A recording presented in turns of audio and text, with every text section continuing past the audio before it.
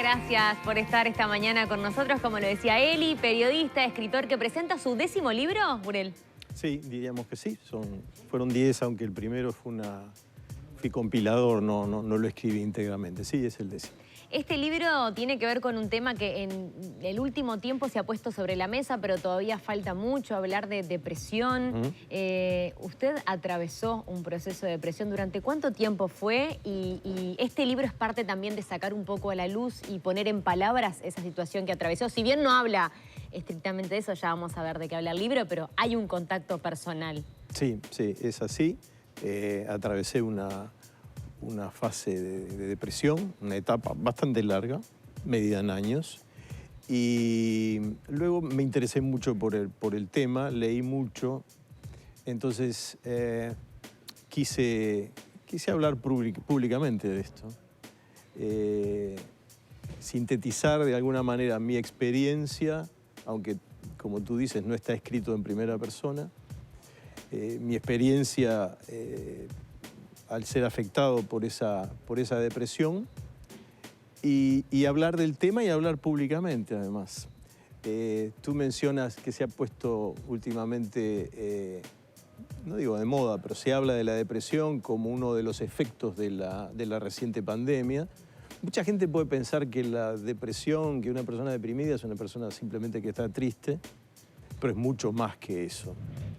Y yo creo que es un tema que en general es un poco tabú, se barre debajo de la alfombra, no hay una comprensión de la gente respecto a lo que es el sentimiento depresivo, que una de las características que tiene es que es prácticamente inefable, uno no puede describir el dolor que siente al vivir una depresión.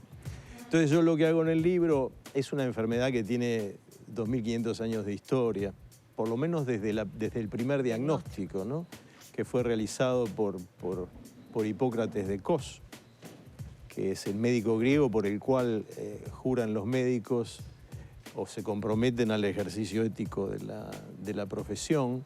Él se encontró con una mujer y observó su conducta, su comportamiento y dijo: si la distimia, palabra que en griego significaba tristeza, dura mucho tiempo, ese estado es melancólico. Así que estamos hablando del siglo V antes de Cristo.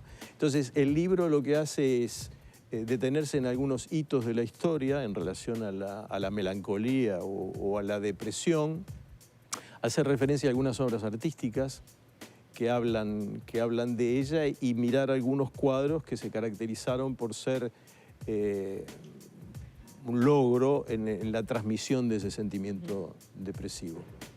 Pero más que nada quiero hablarle a la gente que desconoce lo que es la depresión y que de repente trata con algún familiar, con algún allegado, con algún amigo que está atravesando eso, para que lo comprenda, para que se dé cuenta del dolor profundo que eso significa, para que demuestre hacia esa persona una empatía y un nivel de comprensión que a veces no existe, porque si se fracasa en el intento de aliviar ese fenómeno psicológico que está atravesando la persona, no es de sorprenderse. Los propios psicólogos y los propios psiquiatras que tratan a los pacientes y que más los medican a veces son incapaces de sacarlos de ese trance, o por lo menos demoran mucho tiempo en hacerlo.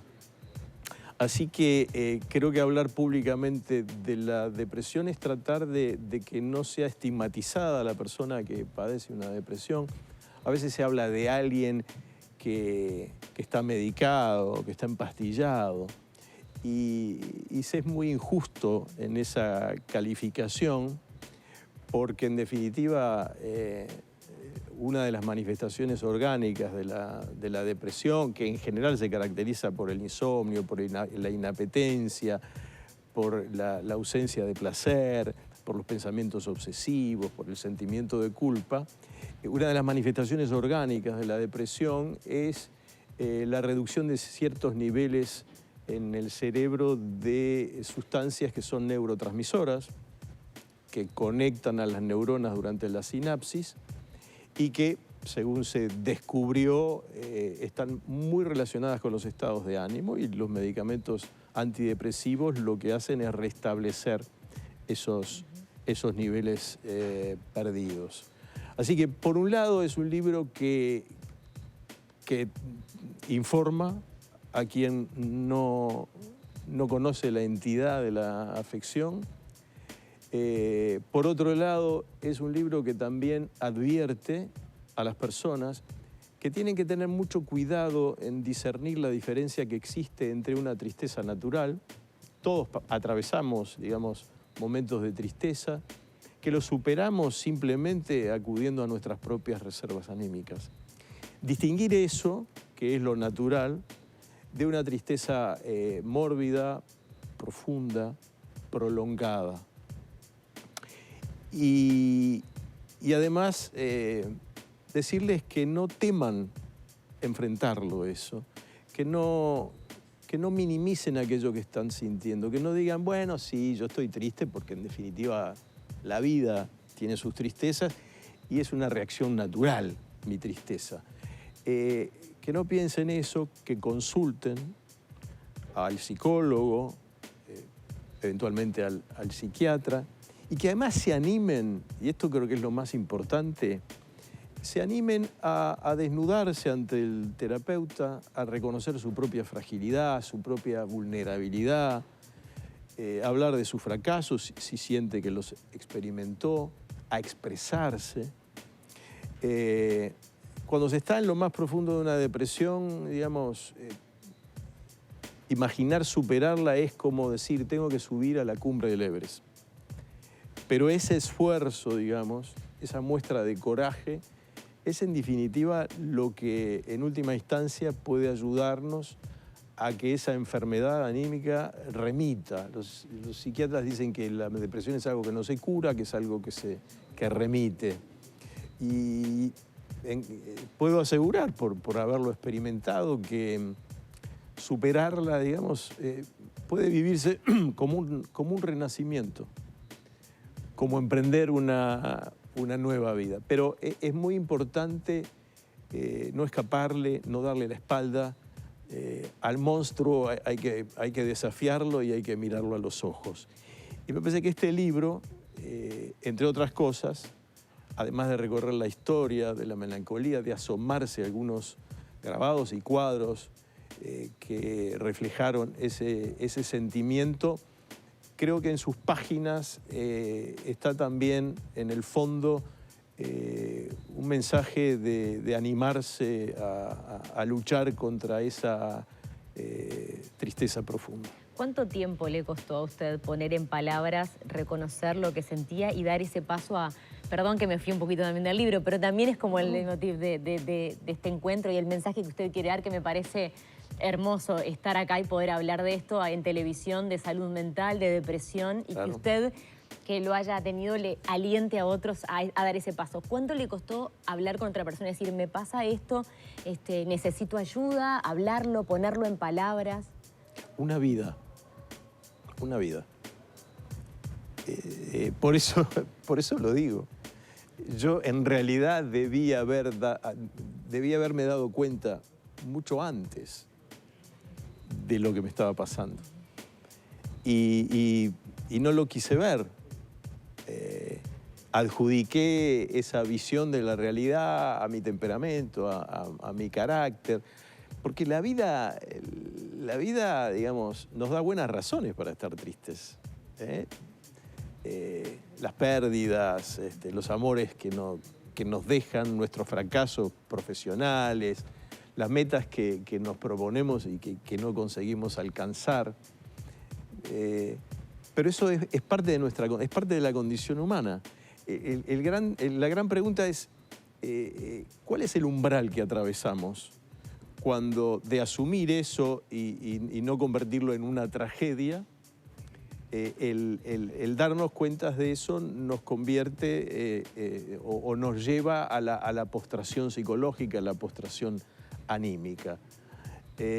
Por eso el mensaje, ¿no? Por eso la intención en este libro de advertirlo y además hablar públicamente, porque es muy difícil que la gente reconozca públicamente que está atravesando o que ha atravesado una depresión. Mucha gente que ha leído el libro, que me ha escuchado algunas entrevistas, dice, qué coraje has tenido en hablar públicamente de eso. Y yo lo que les digo es que no, que el coraje no está en hablar públicamente de eso. El coraje estuvo más bien en el momento en el cual lo enfrenté.